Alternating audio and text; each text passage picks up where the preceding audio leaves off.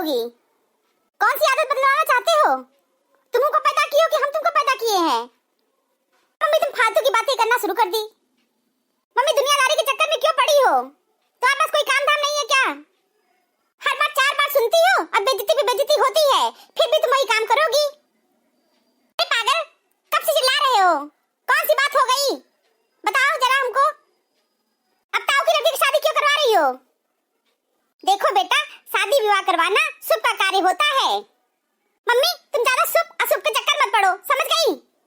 अच्छा तुम टांग मत अड़ाओ। मम्मी मैं टांग नहीं अड़ा रहा हूँ, लेकिन तुम बिना वजह दूसरे की शादी ब्याह में घुसती हो और 4 जूता खा के आती हो। देखो जबान संभाल के बोलो, समझ गए? तो जूता खा के आए हैं। कहने का मतलब ये है मम्मी, तुम्हारा बेइज्जती पे बेइज्जती हो रहा है। अपना मान सम्मान घटा के तुम ये सब काम कर रही हो। लेकिन बेटा शादी विवाह करवाना ये तो शुभ कार्य होता है। अरे आंटी अब आपको क्या बताएं, ये कितना शुभ कार्य कर चुकी है और बदले में इनको क्या मिला है? बेइज्जती पे बेइज्जती, अपमान पे अपमान इनको मिला है। लेकिन अपनी ये आदत नहीं छोड़ेंगी। मेरी मम्मी हर मामले में टांग अड़ाती है।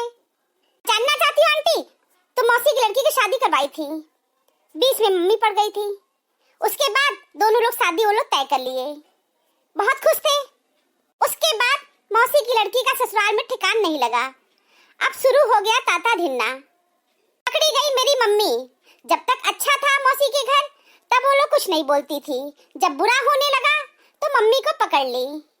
और आज ये स्थिति है, मम्मी के यहाँ मौसी के यहाँ रिश्ता नाता खत्म हो चुका है शादी विवाह के चक्कर में। लेकिन बेटा सब लोग एक जैसे नहीं होते हैं। शादी विवाह एक सामाजिक कार्य है, लोग इसमें इंटरफेयर करते हैं। वहाँ तो तुम्हारी मौसी एकदम गलत थी। तो तुम तो समझदार हो ना, तुम अपनी मम्मी को दोष क्यों दे रहे हो? अरे आंटी मम्मी यही नहीं रुकती हैं। मम्मी बहुत से कार्यों में बेवजह घुसती हैं। सुनोगी, अगल बगल लड़ाई होता है, कहेंगी जाओ चले जाओ, नहीं तो लोग क्या कहेंगे, जाओ चले जाओ, नहीं तो लोग क्या कहेंगे। बताओ आंटी, वहाँ मारपीट हो रहा है, हम घुस करके क्या करेंगे? लेकिन नहीं, मम्मी यही कहेंगी, कहने वाली बात न हो जाए, कहने वाली बात न हो जाए, चले जाओ। अरे 5 मिनट के चले जाओ। जानती हो आंटी, एक दिन चले गए, सिर फुड़वा के आ गए। हॉस्पिटल में भर्ती थे, बचाव कर रहे थे, भाई कोई कुछ कहे ना, कहने वाली बात न हो जाए। 1 सप्ताह हॉस्पिटल में भर्ती थे। मम्मी को ये सब अच्छा लगता है, कहेंगी अगल बगल व्यवहार नहीं खराब करना चाहिए। आंटी ये बताओ, व्यवहार कुशलता का मतलब ये होता है कि अपने को बर्बाद कर लिया जाए, अपने को हानि पहुंचा करके व्यवहार कुशलता दिखाना, तो ये तो कहीं से भी ठीक नहीं है। अरे आप ये तो बहुत गलत की, अपने बेटे को लड़ाई झगड़ा में क्या जरूरत था भेजने का? अरे हम नहीं जानते थे कि वहाँ सिर फुड़ौल हो जाएगा। हम क्या जाने कि मेरे ही बेटवा का सिर फुट जाएगा, हम नहीं जानते थे। मम्मी लड़ाई झगड़ा मारपीट में क्या आरती उतारा जाता है क्या, कि फूल माले चढ़ाए जाते हैं? हाँ दोनों पक्षों में मारपीट हो रहा था और तुम हमको उसमें टांग अड़ाने के लिए भेज दी। अभी महामूर्ख तुम्हारे चक्कर में चला गया, सिर फुड़वा के हॉस्पिटल में भर्ती हो गया। लेकिन मम्मी मैं उस दिन से कसम खा लिया हूँ कि मैं तुम्हारा इस तरह का कहना कभी नहीं मानूंगा, है ना? हमारा हमेशा हमेशा के लिए ऊपर टिकट कट जाएगा। अरे चुप रहो, ये सब क्या अशुभ बातें बोल रहे हो? मरे तुम्हारे दुश्मन? मम्मी दुश्मन तो नहीं मरेंगे, हम ही ऊपर चले जाएंगे। नहीं बेटा ये तो तुम बिल्कुल ठीक कह रहे हो, किसी की भी लड़ाई झगड़ा में भी बचाव करने मत जाना। अब लोगों के पास ना तनिक भी पेशेंस नहीं है, वो छोटी छोटी बात के लिए लड़ाई झगड़ा करते हैं और पुलिस थाने में भी पहुंच जाते हैं। जानती हैं पुलिस थाने में कौन से मामले आते हैं? थाली चोरी हो गया, कटोरी चोरी हो गया, खड़ंजे की लड़ाई, नाली की लड़ाई, आंगन की लड़ाई, छत की लड़ाई। मैं समझती हूँ कि देश में कितनी बड़ी बड़ी समस्याएं हैं, लेकिन थाली चोरी, कटोरी चोरी, चम्मच चोरी, नाली, खड़ंजा, छत की लड़ाई, ये सब अपने घर में भी लोग निपटा सकते हैं। लेकिन नहीं, लोगों में पेशेंस नहीं है, लोग छोटी छोटी बातों को लेकर थाने में पहुंच जाएंगे और मारपीट पे उतारू हो जाएंगे। इसलिए पुलिस भी देर से पहुंचती है कि लड़ लो भैया, अपना सिर माथा फोड़ लो और फोड़ लो, सबको अस्पताल में भर्ती कर देंगे। इसलिए अपने बेटे को आप कभी भी लड़ाई झगड़ा वाली जगह बिल्कुल मत भेजा करिए। अरे कह तो दिए भैया, अब मत जाना। आंटी इनको मना करिए, अब शादी विवाह के मामले में भी न पड़े। इनको क्या पड़ी है कि दूसरे के शादी विवाह के चक्कर में पड़ती है?